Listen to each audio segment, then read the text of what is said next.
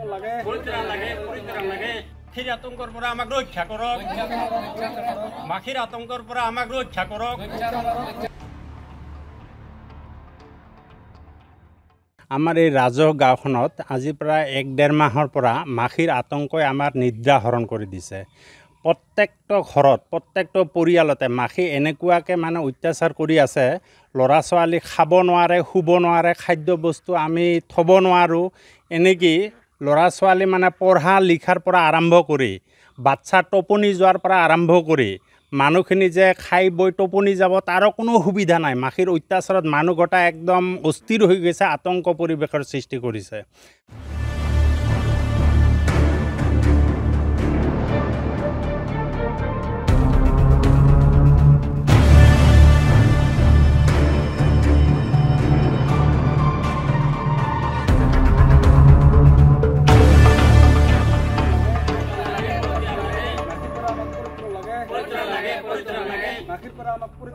পৰিত্ৰাণ লাগে মাখিৰ আতংকৰ পৰা আমাক ৰক্ষা কৰক মাখিৰ আতংকৰ পৰা আমাক ৰক্ষা কৰক আমাৰ এই ৰাজহ গাঁওখনত আজি প্ৰায় 1-1.5 মাহৰ পৰা মাখিৰ আতংকই আমাৰ নিদ্ৰা হৰণ কৰি দিছে। প্ৰত্যেকটো ঘৰত প্ৰত্যেকটো পৰিয়ালতে মাখি এনেকুৱাকৈ অত্যাচাৰ কৰি আছে। ল'ৰা ছোৱালী খাব নোৱাৰে, শুব নোৱাৰে, খাদ্য বস্তু আমি থ'ব নোৱাৰোঁ।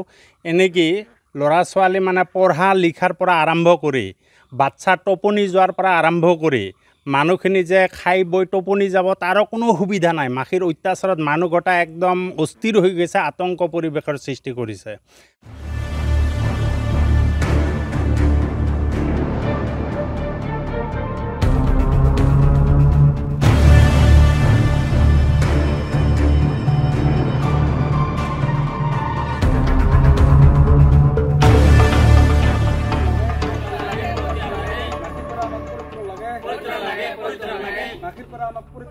পৰিত্ৰাণ লাগে মাখিৰ আতংকৰ পৰা আমাক ৰক্ষা কৰক মাখিৰ আতংকৰ পৰা আমাক ৰক্ষা কৰক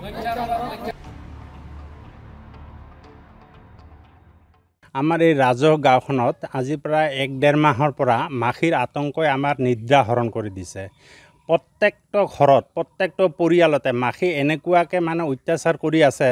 ল'ৰা ছোৱালী খাব নোৱাৰে, শুব নোৱাৰে, খাদ্য বস্তু আমি থ'ব নোৱাৰোঁ। এনেকৈ ল'ৰা ছোৱালী পঢ়া লিখাৰ পৰা আৰম্ভ কৰি বাচ্চা টোপনি যোৱাৰ পৰা আৰম্ভ কৰি মানুহখিনি যে খাই বৈ টোপনি যাব তাৰো কোনো সুবিধা নাই। মাখিৰ অত্যাচাৰত মানুহ গোটা একদম অস্থিৰ হৈ গৈছে, আতংক পৰিৱেশৰ সৃষ্টি কৰিছে।